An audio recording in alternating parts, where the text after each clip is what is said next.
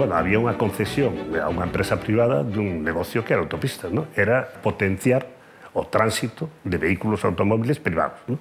Que era no fondo que se quería, ¿no? Comprobábamos que nos planos non existían planos que tuvemos que ir a reclamar e leválos a forza para poderlos estudiar, porque non che dan copia de nada, ¿no?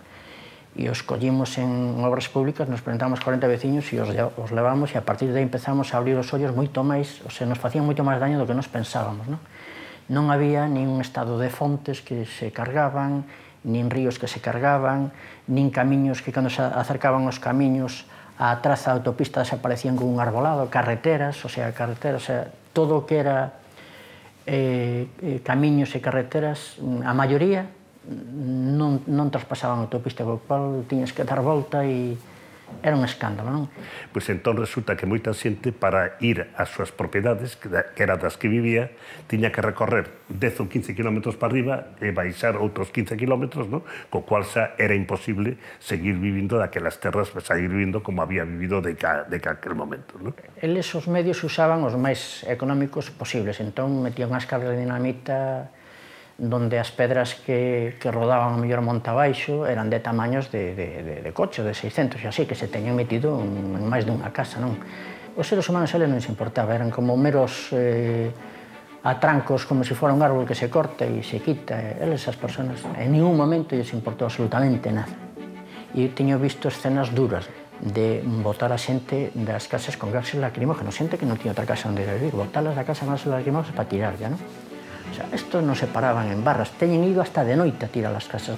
Hubo que facer como a loita diaria de poñerse diante das máquinas para que non pasaran, a loita de ter que traer notarios ou técnicos para levantar documentos de a situación actual de como estaba, non? A policía parece que tiña como certo temor meterse coas mulleres ou porque a muller era mal visto, non? E quizá porque tuveron a visión de que lles quitaban o porvenir non deles solos, senón dos seus fillos, non?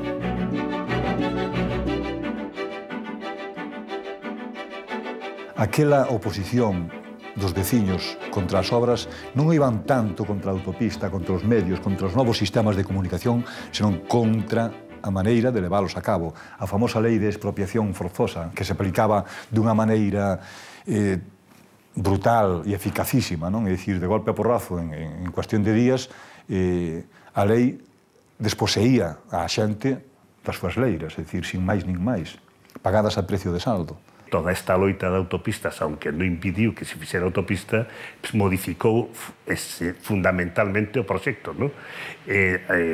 Multiplicou, incluso chegou a multiplicar por 10 os pasos transversales a autopistas, non? Evitou moitos recheos que tuveron que facer con viaductos, non? Porque senón se hubieran cortado non só a relación dos veciños con as súas propiedades, senón toda a rede de captación e distribución de agua de toda Galicia.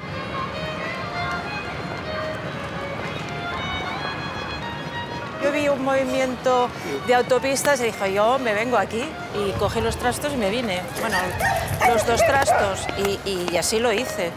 Y aparte me pude integrar muy fácilmente, cosa que ahora es muy difícil. O sea,